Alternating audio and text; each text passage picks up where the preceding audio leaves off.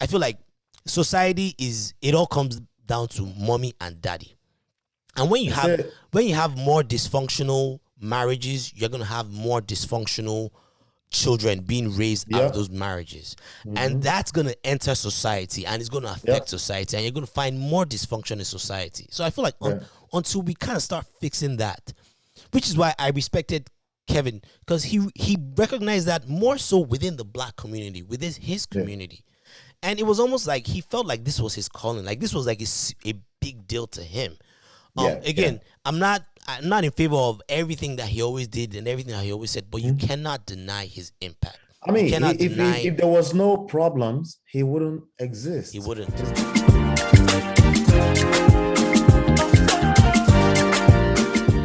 Yeah. Your image is your image. The way you talk, the way you dress, all these things is going to affect you. And if you don't know how to control it, if you think the way he's talking, like a monotone, at those women that call into the show is how to talk to women, you're going to have a rude awakening.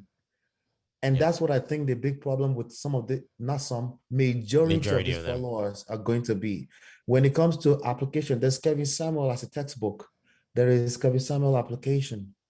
I think he completely missed out, unfortunately, on being in a place where he could now teach Kevin Samuel's how to apply.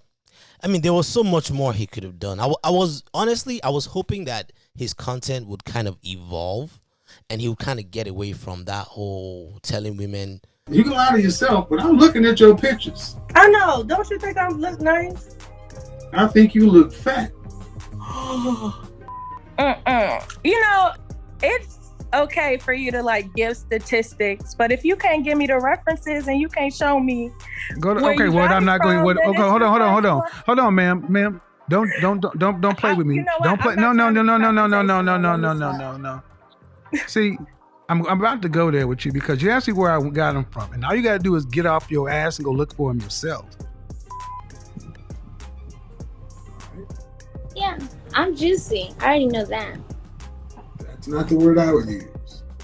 How would you rank yourself on a scale from 1 to 10? How tall are you? I'm 5'10". 5'10". How much do you weigh? I weigh about... To what? Depending on the day, between 280 to 285. So you're a fat fucker. So because after a while, it kind of got repetitive. Like I could almost predict what he was going to say. If you're a mentally healthy person, right? Yeah.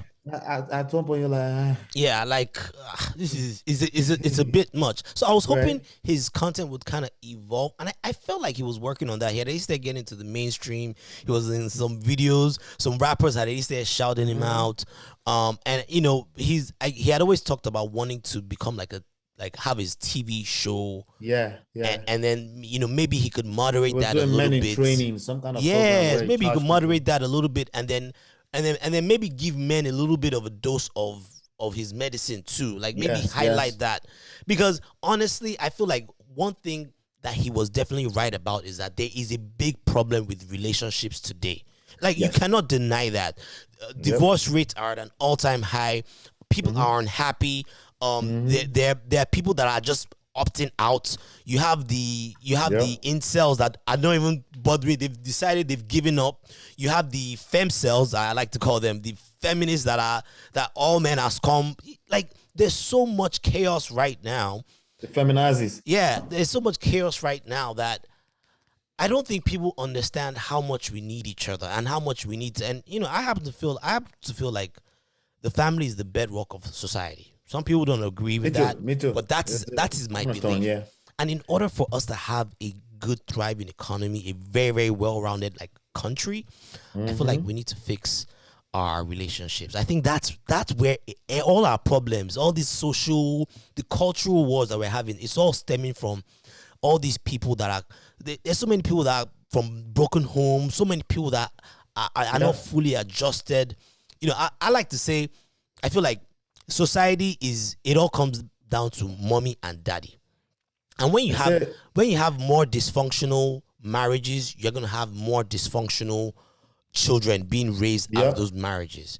And that's going to enter society and it's going to affect society, and you're going to find more dysfunction in society. So I feel like until we kind of start fixing that, which is why I respected Kevin, because he recognized that more so within the black community, within his community. And it was almost like he felt like this was his calling, like this was like a big deal to him. I'm not in favor of everything that he always did and everything that he always said, but you cannot deny his impact. I mean, if there was no problems, he wouldn't exist. He wouldn't. His brand wouldn't exist. It wouldn't.